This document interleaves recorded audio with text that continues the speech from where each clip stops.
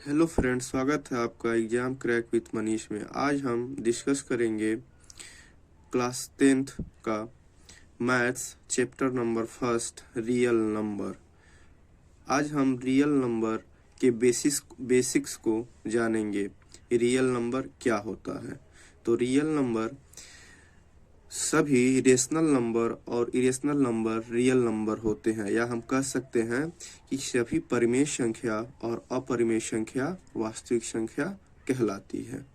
अब rational number यानी कि परिमेय संख्या क्या होता है, इसको हम जानेंगे।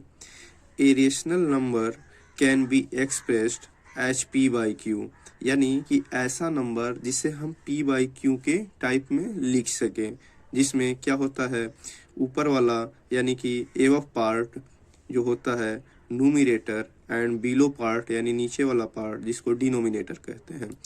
वेयर यानी यहाँ पर p and q both are integer, p और क्यू इंटीजर होने चाहिए यानी कि पूर्णांक होने चाहिए। And q does not equal to zero, और क्यू जीरो नहीं होना चाहिए। इसका मतलब ये हुआ कि हम उसे पी बाई क्यू में लिख दें और क्यू वाला पार्ट जीरो नहीं होना चाहिए और पी और क्यू इंटीजर होने चाहिए। इंटीजर यानी पूर्णांक होने चाहिए, जो कि अभी नीचे बताया गया है। जैसे हम एग्जाम्पल में देखें 1/2, तो 1/2 में 1 हो गया नोमिनेटर और 2 हो गया डिनोमिनेटर, और इसमें जो नीचे वाला पार्ट है q इक्वल टू 2 है, जो क्या है, एक इंटीजर है, और does not equal to zero है यानी कि q जीरो नहीं है, तो इसको हम कहेंगे कि रेशनल नंबर का एक एग्जाम्पल है।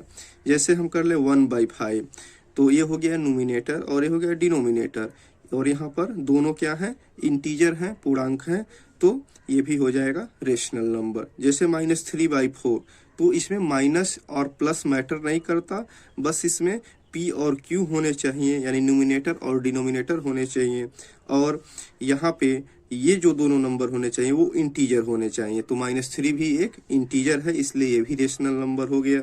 जीरो भी हमारा रेशनल नंबर होता है, क्योंकि जीरो को हम 0/1 लिख सकते हैं, और 1 जो है वो 1 और 0 जो है इंटीजर है, और Q does not equal to यानी कि नीचे डिनोमिनेटर वाला पार्ट जीरो नहीं है, तो जीरो भी क्या होगा, रेशनल नंबर हो जाएगा। और ये √4 यानी √4 भी रेशनल नंबर होगा अगर रूट में कोई ऐसा नंबर हो जिसका हम परफेक्ट स्क्वायर कर सकें, यानी कि √4 को हम लिख सकते हैं इक्वल टू √2 इंटू 2, यानी कि 2 का एक पेयर बन गया तो 2 बाहर आ जाएगा। 2 एक होल नंबर है और इसके नीचे हम डिनोमिनेटर 1 लिख सकते हैं, तो 2/1 हो जाएगा, जो क्या है, 2 और 1 ये भी एक पूर्णांक है, तो ये हो जाएगा रेशनल नंबर यानी कि इंटीजर है। अब हम आते हैं irrational number. An irrational number is a type of real number. ये भी क्या होता है, रियल नंबर का भी एक पार्ट होता है। जैसे रेशनल नंबर रियल नंबर का एक पार्ट होता है, वैसे ही क्या होता है, इरेशनल नंबर भी रेशनल नंबर का रियल नंबर का एक पार्ट होता है। An irrational number is a type of real number which cannot be expressed as p by q, यानी कि ऐसे नंबर जिसे हम p by q के फॉर्म में न लिख सके, न एक्सप्रेस कर सके, ऐसे नंबर को हम इरेशनल नंबर कहते हैं। जैसे हमने √5 लिख दिया, तो √5 कोई होल नंबर नहीं है, इसलिए ये इरेशनल हो जाएगा। √11 लिख दिया, ये इरेशनल नंबर हो जाएगा। √21 लिख दिया, ये इरेशनल नंबर हो जाएगा। और दोस्तों एक जो होता है पाई एक इरेशनल नंबर है।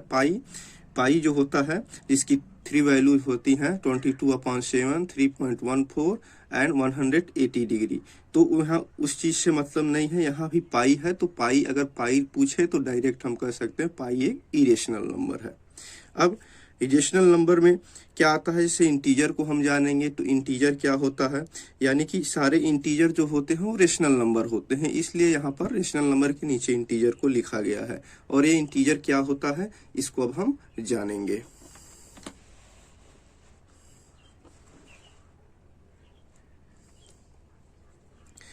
Integer are the collection of whole number and negative number, यानी यहाँ कह रहा है कि इंटीजर जो होता है वो कलेक्शन होता है होल नंबर का और निगेटिव नंबर्स का। Similar to whole number, integers also does not included the fraction part. और ये ध्यान में रखने की जरूरत है कि यहाँ पर फ्रैक्शनल वाला कोई भी पार्ट, कोई भी नंबर अगर फ्रैक्शन में है, तो वो इंटीजर नहीं हो सकता है, क्योंकि इंटीजर होने के लिए हमें होल नंबर्स चाहिए, चाहे वो पॉजिटिव में हो या निगेटिव में हो।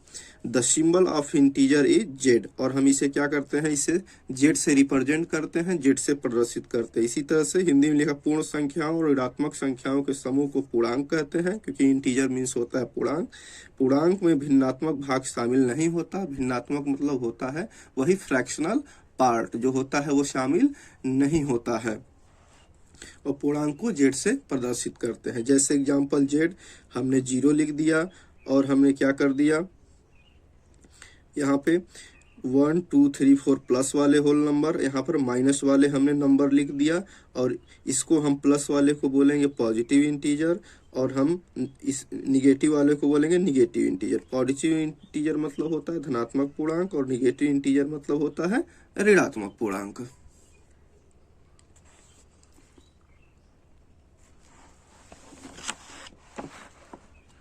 अब हम डिस्कस करेंगे पूर्णांक में होल नंबर।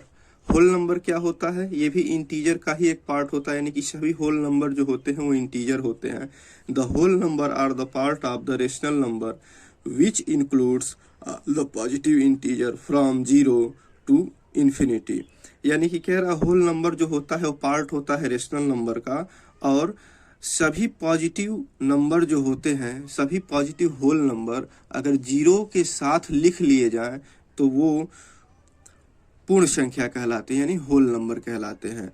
और हम इसमें क्या करते हैं, होल नंबर को W से रिप्रेजेंट करते हैं, प्रदर्शित करते हैं। तो W equal to 0 1 2 3 4 5 and so on infinite तक, क्योंकि इसमें कहा है कि 0 से लेके इन्फिनिटली तक होता है, इन्फिनिटी तक होता है। ठीक है, अब हम आगे आते हैं होल नंबर के बाद नेचुरल नंबर। नेचुरल नंबर जो होता है, सभी नेचुरल नंबर जो होते हैं, ऑल ईच नेचुरल नंबर जो होते हैं वो होल नंबर होते हैं। तो हम यहाँ पे नेचुरल नंबर को जानेंगे, क्या होता है natural number.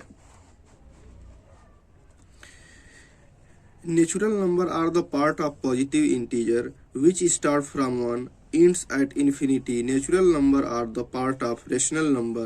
The symbol of natural number is n. यानी हम सीधे से कह सकते हैं कि नेचुरल नंबर जितने भी काउंटिंग नंबर होते हैं सारे नेचुरल नंबर होते हैं, क्योंकि यहाँ पे कहा है कि 1 से स्टार्ट होता है और एंड होता है इन्फिनिटी तक। तो यहाँ पे नेचुरल नंबर जो होता है पार्ट होता है भी एक रेशनल नंबर का, जिसे हम n से क्या करते हैं, डिनोट करते हैं, रिप्रेजेंट करते हैं, प्रदर्शित करते हैं। गिनती में उपयोग की जाने वाली सभी संख्याएं प्राकृतिक संख्याएं कहलाती हैं, प्राकृतिक संख्याओं को n से प्रदर्शित करते हैं। तो n equal to 1 2 3 4 5 and so on infinity.